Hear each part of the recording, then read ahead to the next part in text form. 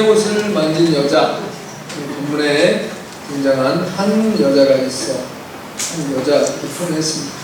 이제 이름이 등장하지 않아요. 그냥 한 여자라는 사람이 등장하는데, 오늘의 이제 이 사건은 사건 속의 사건입니다. 그냥 하나의 그 개별적인 사건이 아니라, 원래는 이제 예수님께서 거라사 지방에서 귀신 들린 자를 내어 쫓고 난 이후에 이제 나타나는 사건입니다. 그리고 이제 갈릴리 바다를 타시고 다시 가버나움 쪽으로 되가볼리에서 이제 배 타고 갈릴리 바다 건너서 다시 가버나움으로 오시는 거예요. 이제 왔는데 그때 이제 회당장 야이로가 가버나움 회당장 야이로가 자기의 딸이 죽게 되었는데 자기 딸을 고쳐주세요. 몇 살? 12살. 그러니까 이게 이제 어떤 분들은 이렇게 말하죠. 마가복음이 이제 우리가 사복음서 중에서는 가장 먼저 기록이 됐어요.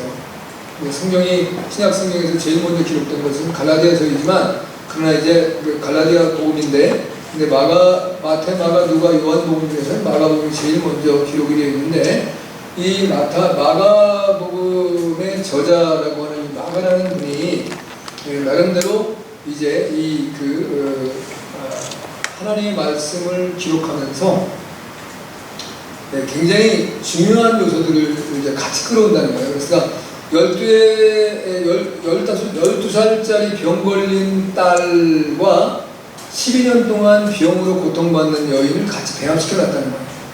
그래서 이 12라는 이제 수에 대한 개념을 이제 많이 이야기를 하려고 또 할 수 있겠죠. 아무튼 이 여인은 이제 성년이에요. 쉽게 말하면 시집가서 결혼하고 이제 남편도 있었고 자신이 미친가 있었겠죠. 분명히 남편이 있었으니까. 그러나 지금은 이제 버림받은 그러한 여인으로서 12년 동안 병에 걸려서, 그것도 이제 하나님이 신이 저주한 병이라고 하는 질병에 걸려있는 여인을 어떤 남자가 데리고 살겠어요. 당시에 여인들이라는 여인의 형편이 우선 공적인 이제 자리나 그러한 일에 참여할 수 없는 것들이 여인이거든요. 그러니까 여인의 첫 번째 문제는 이제 가정을 잘 보살피는 거예요. 그러면 이제 와서 남편이 먹어야 될 술을 빚고, 또 남편의 얼굴을 닦아주고, 손을 닦아주고, 발을 닦아주고, 이런 일을 해요. 그러니까 집안에 만약에 문제가 생겨갖고 집에 불이 났다. 그러면 남편 먼저 구해야 돼요. 내가 살아서는 안 돼. 남편을 살려야 되는 거예요.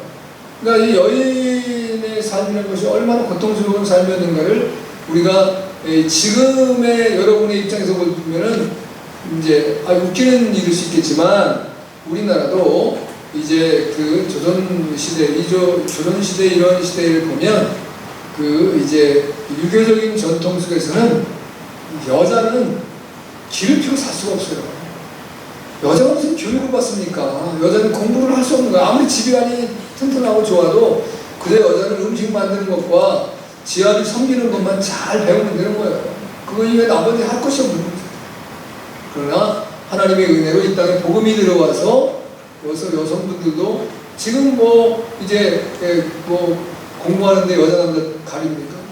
직장 들어가는데 여자 남자 가립니까? 이제 약간 차별은 있어요. 동일하게 출발을 하더라도 여자와 남자의 급료가 다를 수도 있고, 진급의 연한이 다를 수도 있고, 이런 부분이 있지만, 지금 국회의원도 여자가 되시고, 전 대통령도 여자가 되셨고, 그 다음에 또 이제 국무총리도 여자가 되고, 장관들도 여자가 많고, 그 다음에 CEO들도 여자가 많고, 이제 여자들이 다방면에 어느 분야에 지금 안 나가 있는 부분이 없잖아요. 그러나 예수님이 살던 당시의 시대에는 여자들은 정말 고통스러운 존재들이었다는 것 같습니다. 그 개념 속에서 오늘의 말씀을 이해를 해야, 예수님이 이 땅에 오셔서 사람을 차별하지 아니하시고, 이제 당시에 사람 대우를 못 받던 여자들에게까지도 하나님의 은혜와 사랑을 베푸시고, 그들의 문제를 해결해 주시고, 죄로부터 해방시키시고 자유케 하시는 놀라운 능력을 여러분들이 깨닫게 될 수 있는 거예요. 근데 그걸 이해하지 못하면, 아니 그럴 수도 있는 거지, 여자라고 왜 무슨 이제 누구나 할 수 있는 거지. 그러니까 예수님 당시에는 누구나가 아니란 말입니다. 당시에 유대교로 찌들어 있던 그런 상황 속에서는 어떻게 여자가 감히 이제 밖에 나가서 더군다나 예수를 당대 이단이라고 불리는 그 예수님을 따라가서 예수님에게 자기의 문제를 해결받으려고 담대하게 나올 수 있겠어요? 도저히 불가능한 모습. 예수님은 누구나 예수님께 오는 자는 만져주시고 말씀하시고 치유해 주시고 자유케 하시고 할렐루야. 온전한 은혜를 누리는 놀라운 역사를 이루어 주신 하나님이시라는 걸 기억하셔야 돼요. 하나님의 은혜가 없으면 저나 여러분이나 아무것도 아닙니다. 특별히 남자들은 좀 덜해요. 여자분들은 하나님의 은혜가 없으면 여러분 아무것도 아닙니다. 이 사회에서도 마찬가지입니다. 여자분들이 당하는 어려움과 고통들이 얼마나 심하고 많습니까? 자, 이제 그런 모습의 생각인데, 이제 이 여자가 혈루병 걸렸다는 것은 이제 쉽게 말하면 여자가 하혈하는 거예요. 우리 지금 식으로 말하면 하혈을 하는 것인데, 그건 이제 제가 그 목회를 하는 과정 속에서도 하혈하시는 분을 봤어요. 아무것도 없고 얼굴에 핏기도 없고 그다음에 삶에 의욕이 없는 거예요. 결혼을 했는데 이게 하혈을 하는 거예요. 하혈하는데 애를 가질 수 있겠어요? 아기 갈 수도 없죠. 그러니까 지금은 여러분이 여자분들이 이제 생리다라고 하는 것을 착용을 하기도 하고 다 이렇게 해서 뭐 이제 생리를 하거나 하혈을 여러 가지 한다고 하더라도 뭐 기저귀를 차든 뭐 이렇게 하면 그게 뭐 몸으로 흘러내자고 표가 안 나겠지만 아마 이 여인은 늘 이제 몸에 피가 주룩주룩 흘러내리는 그런 삶을 살았을 거예요. 왜? 가진 것도 없어. 12년 동안 이런저런 사람들 찾아다니고 어려운 상황 속에서 그 여자의 형편을 바라보면 여러분이 한번 연상을 해보세요. 이 여인의 행색이 어땠을까? 혼이 나간 사람 같이, 정신이 하나도 없는 사람 같이, 곧 이제 오늘 죽을까 내일 죽을까 그런 가운데서도 어떻게 보면 사람들이 볼 때 저게 사람이야 아니면 무슨 귀신이야 이럴 정도의 형편이었을 것이라는 예상을 할 수 있지 않겠습니까? 아멘 하나씩. 아무튼 자, 그럼 누가는 누가는 의사로서 이 여인에 대한 진단을 낼 때 누가복음 8장 43절에서는 아무에게서도 고침을 받지 못하던 여자다. 당시에도 의사는 분명히 있었죠. 이제 기본적으로 당시의 의사들은 다 강도로 여겼습니다. 자, 이제 유다라고 하는 사람, 이게 이제 미시나에서 나오는 유다라고 하는 자가 쓴 글에는 이런 말씀이 나왔습니다. 이제 그 히르신이란 4장 14절에 보면 유다는 말하기를, 잘 들으세요. 나귀 몰입꾼은 대부분이 아주 사악한 사람들이고 낙타 몰입꾼은 반듯한 사람들이고 항해사들은 대부분 열심 있는 사람들이다. 그리고 의사들 가운데 최고의 사람들은 게hen나에 있는 사람들이다. 게hen나가 어디예요? 지옥의 지옥. 자, 이건 뭐라면 이제 아주 특별한 사람인 척하는 사람들은 계속해서 자신의 환자들에게 재앙을 가져오는 사람들이다. 왜냐하면 그들은 계속해서 사람들의 돈을 잡아먹는 사람들이기 때문이다. 그러니까 전문직이나 어떤 걸 가지고 있는 사람들은 당시에 다 도덕이라는 강, 특별히 의사 같은 사람들은 환자를 가지고 치료하려고 하기보다는 이제 이것저것을 시비를 걸어가지고 돈을 더 받아내려고 하고, 이제 여러분 그런 의사들이 지금 이 시대에 있을 수 있어요. 다른 안에서.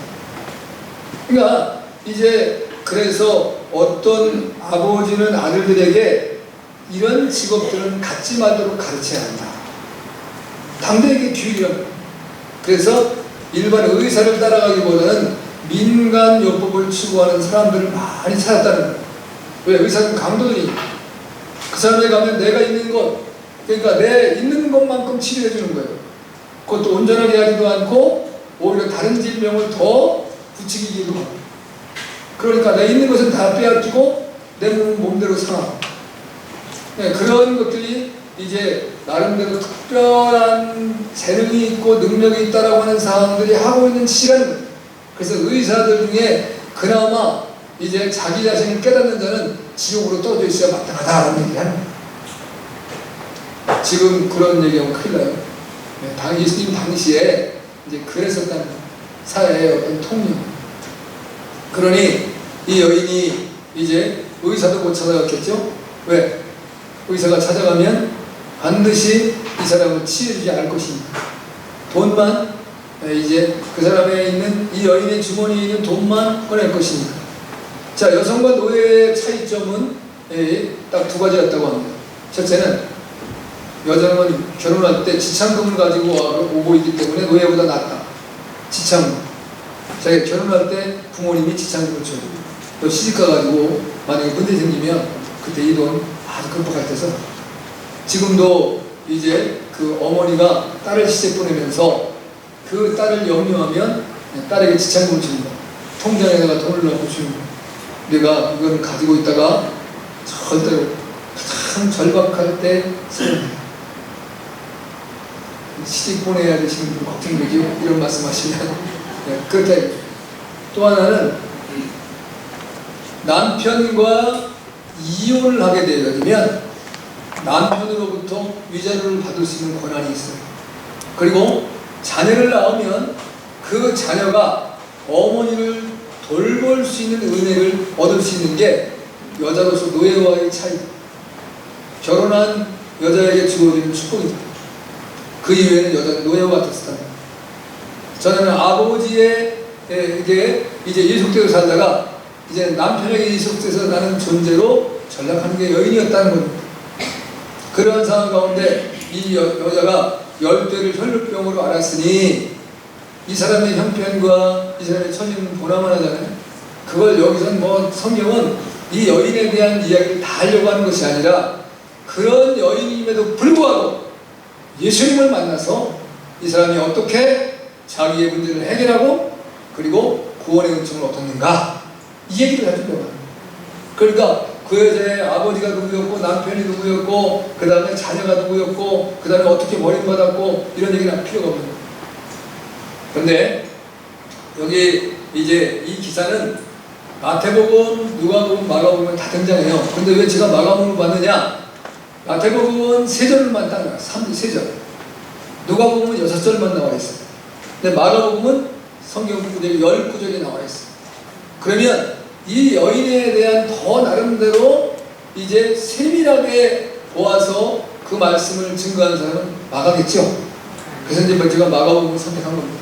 여러분들이 이제 혹이라도 이 여인에 대한 기사를 보려면 마태복음 9장 20절에서 22절과 누가복음 8장 43절에서 48절을 보시면 이제 혈루증으로 앓던 여인에 대한 기사가 3군데 동일하게 등장하거나 이걸 느끼게 됐을 거예요. 자, 그러면 오늘 이 12의 혈루증으로 앓다가 예수님의 옷을 만진 이 여인을 통해서 저희 여러분이 은혜 받기를 원합니다. 아멘. 그러고 보면 첫째는 12년 동안 혈루증으로 생활했다라는 것입니다. 이 여인에게 25절 26절을 맞췄습니다. 시작. 12회를 혈루증으로 앓는 한 여자가 있어 많은 의원에게 많은 괴로움을 받았고 있던 것도 다 허비하였으되 아무 효용이 없고 중하였던 자에 있는 건 다 허비했어요. 근데 몸이 좋아졌어요? 나빠졌어요? 그냥 어느 예를 들어서 100%는 안 좋아졌더라도 50%가 좋아졌다. 아니면 뭐 70% 좋아졌다. 뭐 아니면 30% 좋아졌다. 이렇게 있어야 되잖아요. 왜? 수많은 사람들을 찾아다니고 있는 돈을 다 허비하면서 고침받으려고 몸부림을 쳤으니까. 그런데 어때요? 돈은 다 허비됐는데 몸은 더 나빠졌다. 이게 있을 수 있는지 아니야. 그러니까 이 여인은 쉽게 말하면 버림받은 여인. 버림받았대요. 12년 동안 투병 생활을 하면서 자기 인생이 파괴됐어요. 내 인생은 완전히 파괴됐습니다. 그리고 주변의 사람들로부터 이제 고통과 상처를 끊임없이 받고 또 자기 가족들에게도 고통과 상처를 주는 거예요. 여러분, 여러분의 집안에 이제 어려운 문제가 계속 지속되고 있어요. 그럼 고통을 어려움 당하는 사람만 받아요? 가족이 다 받아요? 가족이 다 받아요. 고통스러운 거예요. 어떻게 할 수가 없는 거예요. 근데 이 여인이 지금 그런 여인이었다는 겁니다. 결국 모든 걸 다 써버리고 절망으로 끝나는 인생. 얼마나 안타깝고 고통스럽습니까? 근데 이제 오늘 우리 성경에서는 이 말씀이 안 나와 있지만 이 여인의 이름을 이제 외경에서는 말씀해요. 이 여인이 베로니카다. 여러분 적어놓으세요. 베로니카. 이제 우리 뭐 이제 외경 가경을 안 보는 건데 캐톨릭 외경과 가경을 보니까 거긴 성 베로니카라고 해서 성 베로니카 축일로 이걸 지키기로 해요. 근데 이 여인이 어떤 여인이었었냐? 예수님이 이제 이런 사건이 먼저 일어나고 난 이후에 나중에 이제 이 여인이 위대한 여인이 되는 거죠. 예수님이 십자가에 달려 돌아가실 때 비아 돌로로사라고 표현을 해요. 이제 슬픔의 길, 고통의 길, 십자가의 길, 고난의 길. 그 예루살렘 거리에 예루살렘 내에서 걸어가는 길인데 약 10곳의 장소 이상을 거쳐가요. 어디는 14곳이라고 하고 10곳이라고 하는데 근데 6번째 예수님이 십자가를 지고 고통을 당하는 장소에서 제자들이 다 도망가요. 근데 이 여인이 그 로마의 군병에 채찍에 막 고통받는 예수님의 피땀을 흘리는 모습을 손수건으로 닦아주는 눈물을 흘리면서 그러면서 이렇게 말해요. 주님은 수많은 사람들을 죄에서 건져주시고 모든 고통과 질병에서 놓아주셨는데 주님은 왜 이 고통을 받고 계십니까? 그러니까 이 로마의 군병이 와서 이 여인을 떨쳐버리는 거예요. 그리고 예수님은 더 채찍으로 때리는 거예요. 근데 예수님의 그 피 묻은 손수건에 그 피뭉치가 손수건을 딱 폈더니 예수님의 얼굴이 싹 스케치더라고요. 그래서 이것이 지금 로마의 교황청에 보관되어 있다는 거예요. 이 여인은 위대한 여인. 그러니까요. 근데 이 여인이 지금 예수님을 만났다라는 건 예수님을 오늘 본문에 뭐라 그래요? 예수님을 이제 어떤 현실적으로 아는 여인인데 예수님을 어떻게 했다래요? 예수님의 소문을 들었다. 이제 마태복음이나 누가복음은 예수님의 소문을 들었다는 얘기가 없어요. 오직 마가복음에만 나와 있어요. 예수님의 소문을 들었어요. 그래서 이 여인이 어디에 있냐? 가이사랴 빌립보에 살고 있는 여인이에요. 거기서부터 이제 이 가버나움까지 걸어서 오는 길인데 그 길이 얼마냐면 50km예요.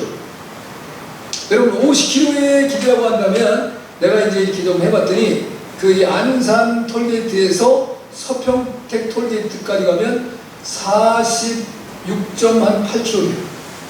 그러면 이제 서평택 가시다 가면 송악이나 서해대교쯤까지 송악까지 정도 가야 되는데 50km 하니까. 내가 한번 걸어서 온다고 하면 생각을 해봤어요. 그러나 신발도 없이 맨발. 그것도 아스팔트가 깔려있는 것도 아니고 길이 잘 닦여진 것도 아니고 이제 도착발길에 오면서 넘어질 수도 있겠죠. 그 다음에 발로 돌부리를 찰 수도 있겠죠. 발을 찢어질 수도 있겠죠. 그 모든 고통과 시련을 견디고 예수님의 소문을 듣고 내가 내 모든 걸 다 허비하고 지금 내 몸은 만신창이 되었지만 그 예수님을 좀 만나리라. 그 믿음 가지고 왔다. 할렐루야. 자, 여러분의 삶이 지금 나 지금 너무 힘들어. 나 지금 견디기 어려워. 누군지 나 건들지 마. 나 건들면 진짜 일 벌어져. 막 이런 상황이 되어질 수 있다고 하더라도 여러분이 예수님에 대한 믿음을 가지면 여러분 인생은 활짝 열릴 수 있습니다. 할렐루야. 이게 우리가 가지는 우리의 믿음이에요. 우리의 믿음은 다른 거 아니겠어요? 자, 믿음은 무엇에서 났다 그랬어요? 들음에서 났다고 말해요. 들음. 근데 그 들음이 무슨 들음이에요? 예수 그리스도의 말씀에 대한 들음이에요. 네.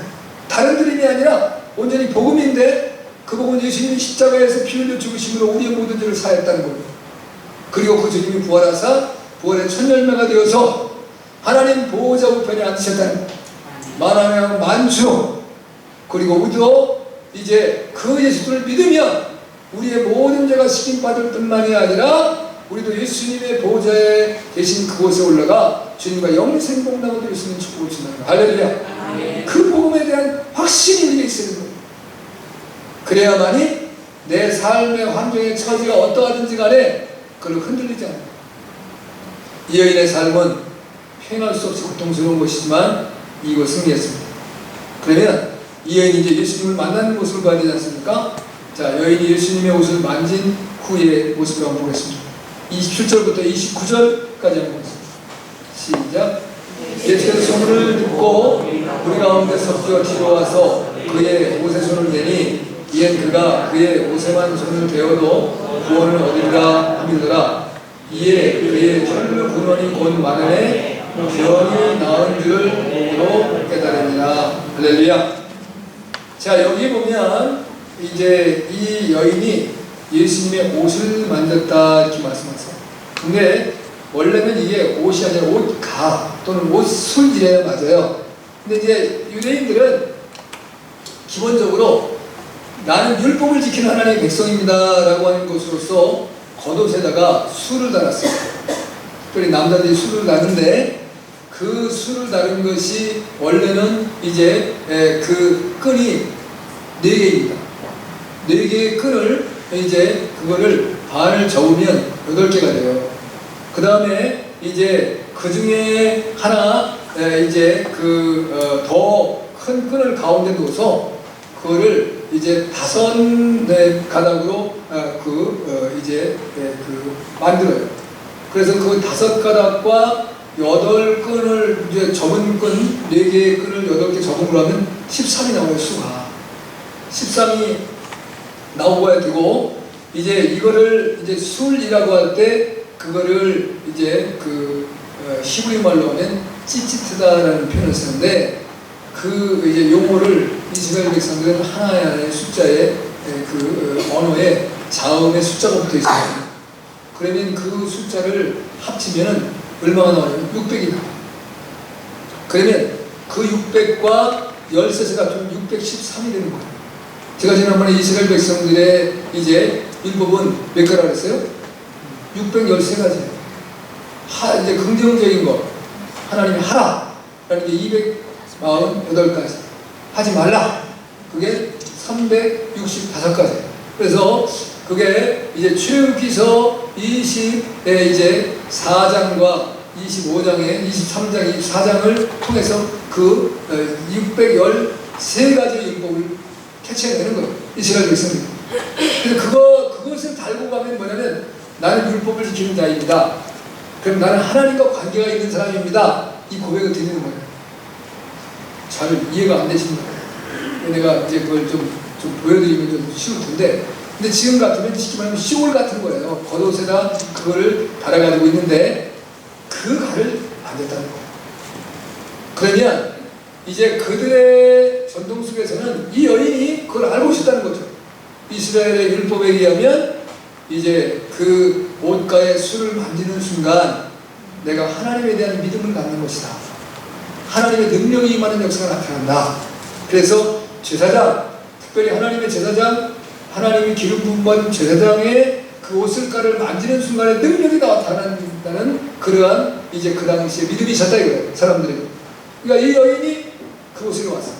그래서 예수님과 이제 만나기 위해서 왔지만 사람이 너무 많이 옹유해 있으니까 예수님을 만나기 어렵고 또 자기의 그런 행색을 가지고 담대함을 얻고 믿음으로 왔지만 예수님을 정면에서 만나기가 이제 겸연쩍어서 뒤로 가서 그 술만 딱 잡았다는 거예요. 그런데 그때 예수님이 질문합니다. 누가 내 옷에 이제 옷에 술에 손을 댔느냐? 그랬더니 베드로가 예수님 이상한 말씀하신다. 지금 이게 사람들이 밀리고 오가면서 예수님의 옷에 부딪힌 사람이 한둘일까? 그냥 일반적인 이제 어떤 행사장에서 아니면 많은 사람들 가운데서 나타날 수 있는 일이죠. 그러나 그것이 아니고 믿음을 가지고 누군가가 내 옷을 만졌다는 거예요. 왜? 그 옷을 만지는 순간에 첫째는 예수님이 자기의 몸에서 능력이 나갔다. 힘이 나갔다. 권능이 나갔다. 할렐루야. 예수님이 그걸 알았다는 거예요. 그런데 이 여인도 어떻게 됐어요?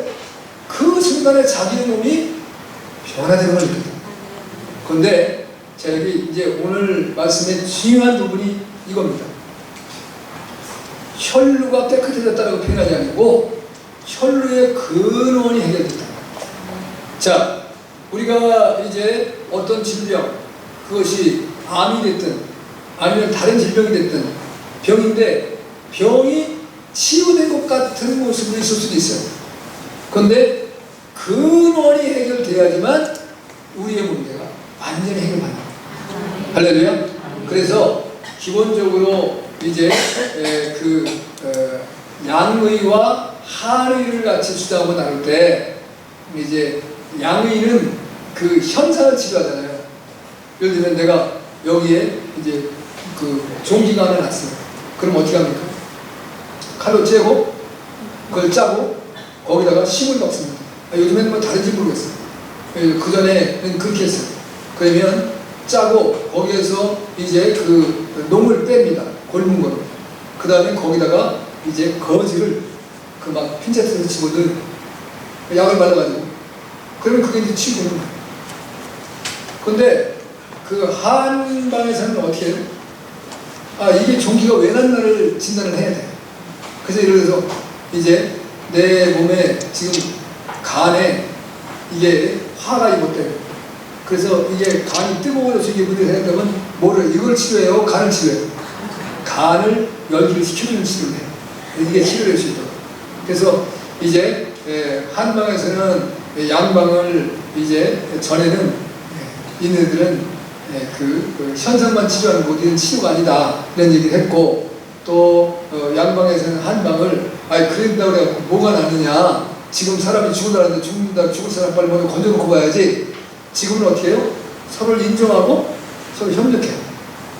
그래서 좋은 병원들은 이제 자기의 병원에 한방의 병원은 양방을 같이 한 데도 있고 양방의 병원에 한방을 같이 한 데도 있어요. 아니면 서로 연결을 해서 우리 병원에 왔는데 이 문제는 좀 더 근본적인 걸 좀 치료해야겠다면 글로 인도를 해줘요. 좋은 어떤 시대가 됐어요. 그러니까 우리가 나보다 뛰어난 것이 있는 사람들은 인정하는 사람이 필요해요. 그러나 중요한 것은 근원이 해결되는 것이 훨씬 좋습니다. 아멘? 그래서 근데 오늘 여기 보면 혈루 근원이 곧 마음에 병이 나온 줄 몸에 깨달아요. 그러니까 이건 느낌이 아니에요. 내 몸에 반응이 온 거예요. 지금 이 혈루병, 열두의 혈루병 앓은 여인이 자기의 몸에 반응이 왔다 이거예요. 예수님의 옷을 맞았더니 내가 기분도 산뜻해지고 내가 좋아진 것 같아. 이런 느낌이 아니라 내 몸에 혈루의 근원이 마른 걸 느끼고 혈루가 어떻게 됐어요? 딱 그쳐버렸대요. 할렐루야. 그래서 이제 우리 기독교적인 치유를 할 때 이제 이 그 불치의 병들이 우리 몸에 생겼을 때 하나님의 능력으로 치유받을 때 그 어떤 사람은 피를 쏟기도 하고 이제 그 자기 몸에서 분명한 몸의 그 반응이 나타나요. 그게 치유된 거예요. 아니 어떤 사람들은 난 믿음으로 주님이 날 치유된 걸로 믿습니다. 그것도 믿음일 수 있는데 실제적으로는 완전 치유는 몸의 반응이 나타난다는 거예요. 근데 이 여인은 지금 몸에 반응이 나타나는 것이라는 사실이죠. 누가는 이제 이 여인이 확실한 신앙의 행동으로 주님을 붙들었다. 내 믿음은 이 예수님의 옷을 만지면 내 병이 나을 것이다. 내가 결국 죽지 않는다.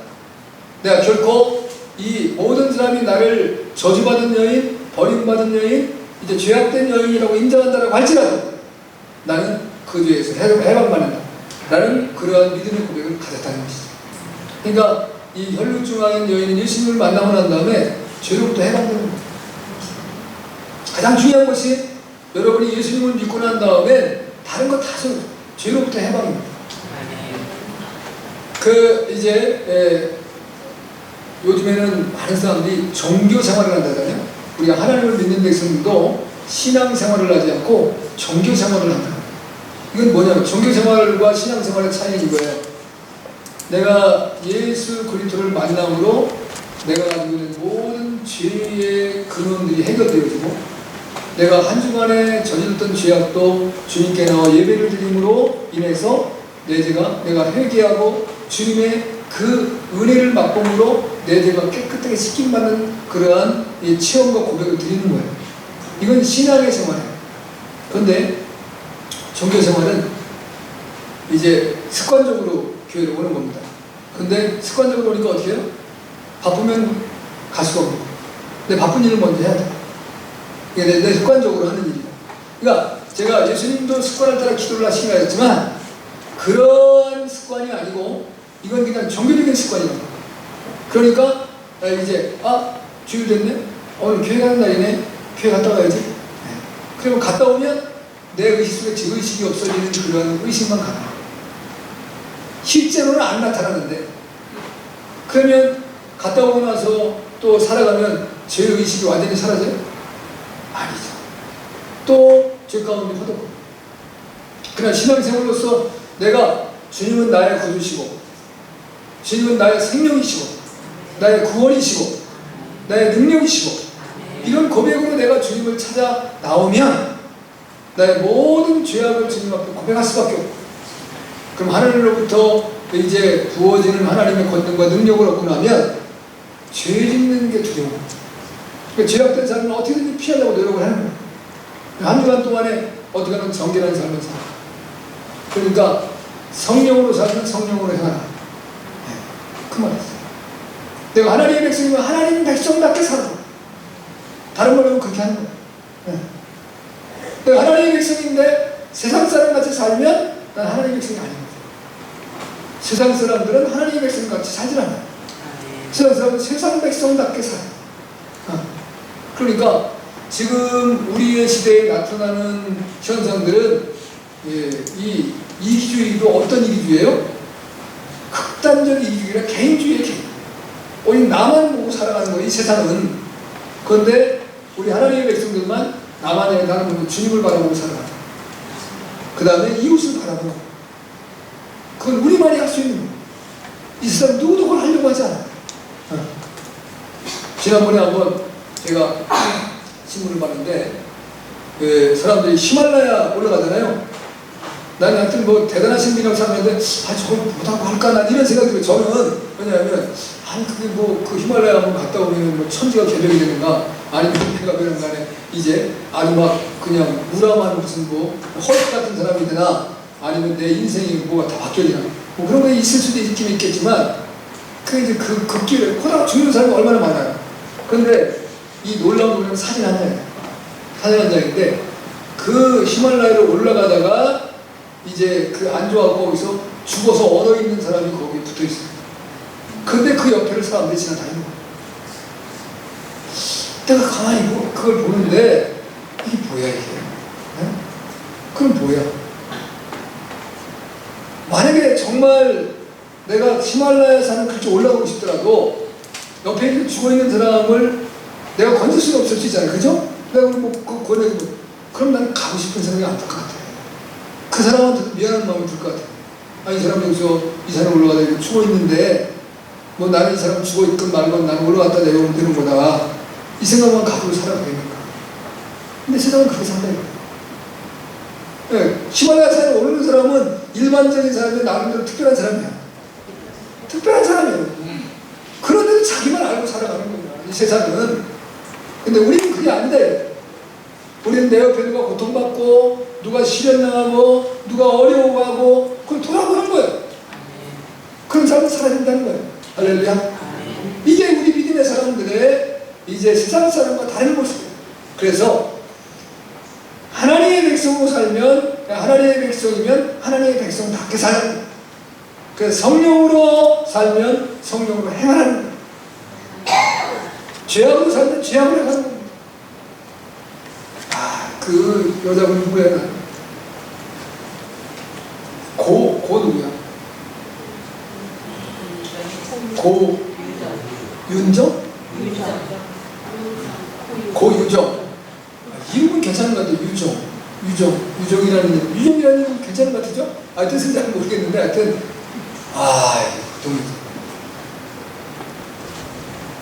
제가 이제 그 얘기를 안 하려고 했는데 내가 오늘 이제 잠깐 뭐가 볼게 있어 인터넷에다가 봤는데 그 김상중 배우 있잖아요. 중견 배우. 이분이 이제 그 SBS 그것이 하고 싶다, 지금도 그것이 하고 싶답니까? 그거는 그 양반은 이제 그거에 대해서 촬영을 했는가 봐요. 근데 그 촬영을 마치고 그 세트장을 떠나는 거죠.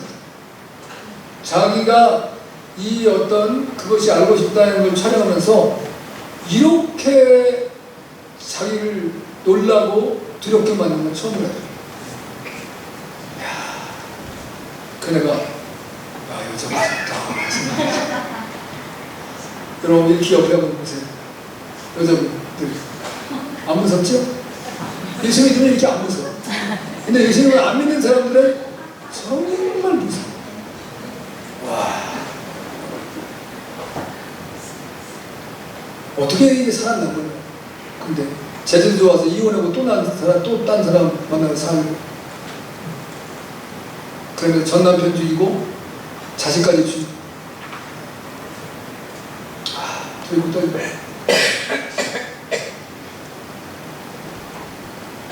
여러분, 우리는 이 여인이 예수님을 만나고 죄로부터 자유로웠습니다.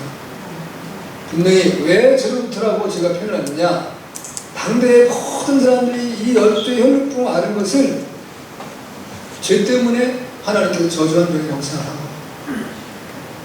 그러면 이 사람은 첫째로부터 누구에게 버림받았어요?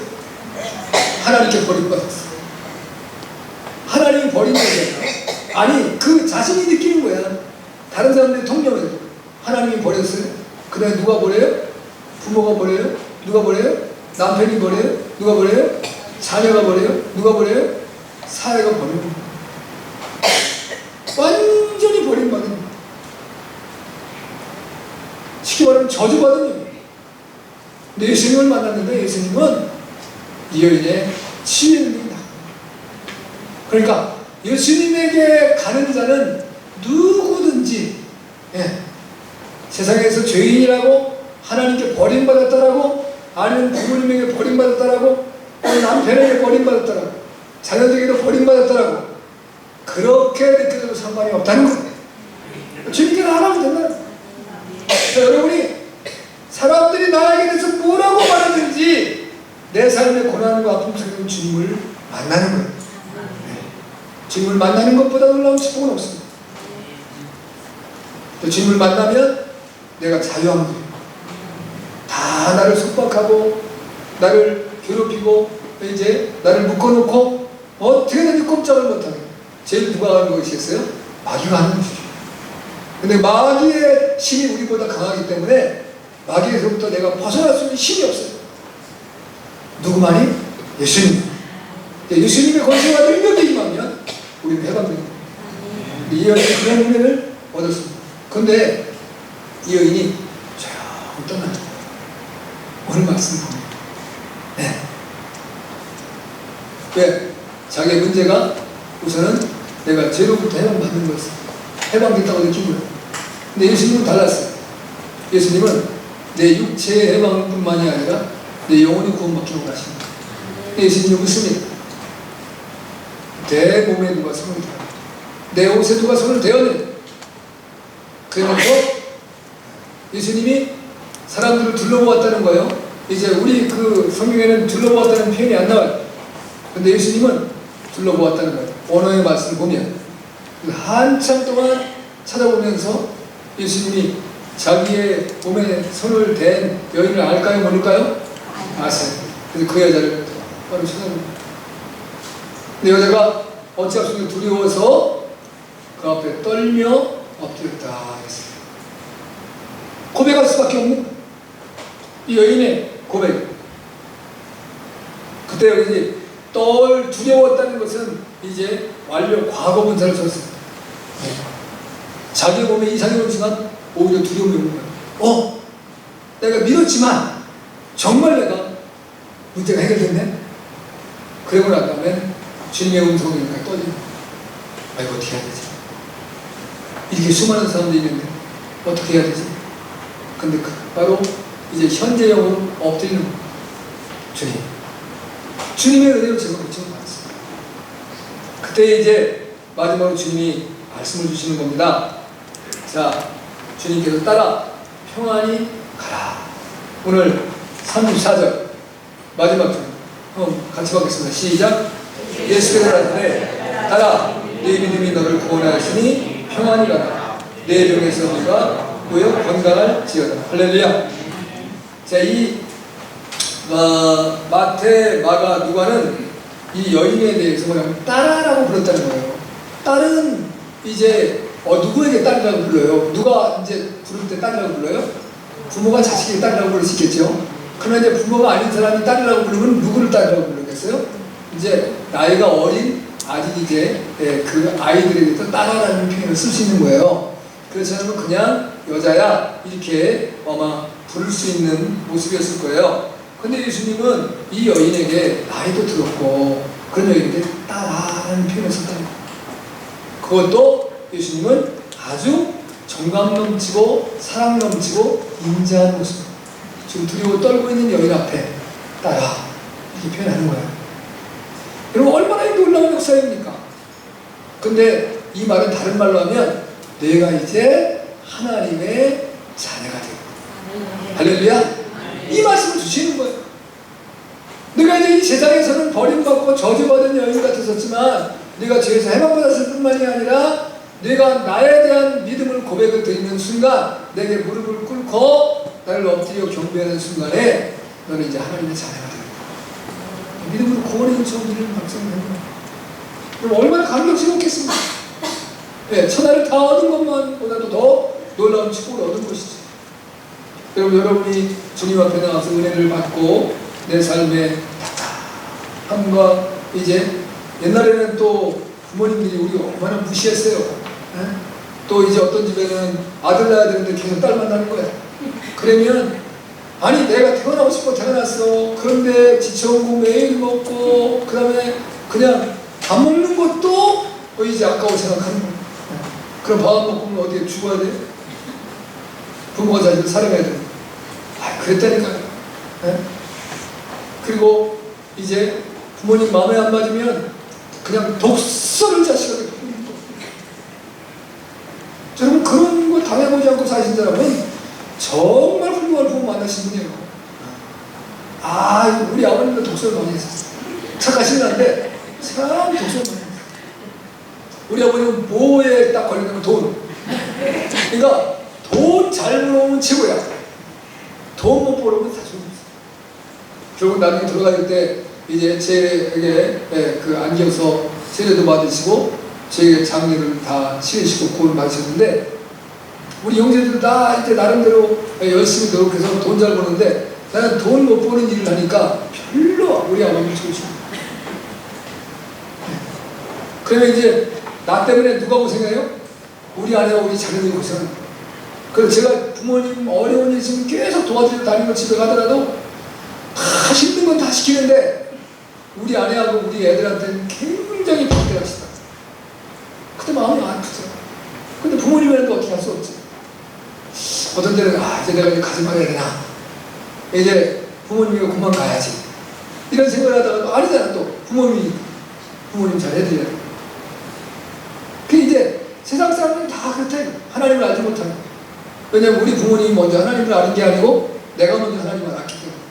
그러니까 내가 사랑해야지. 아는 자가 사랑해야지. 모르는 자가 사랑할 수 없잖아요.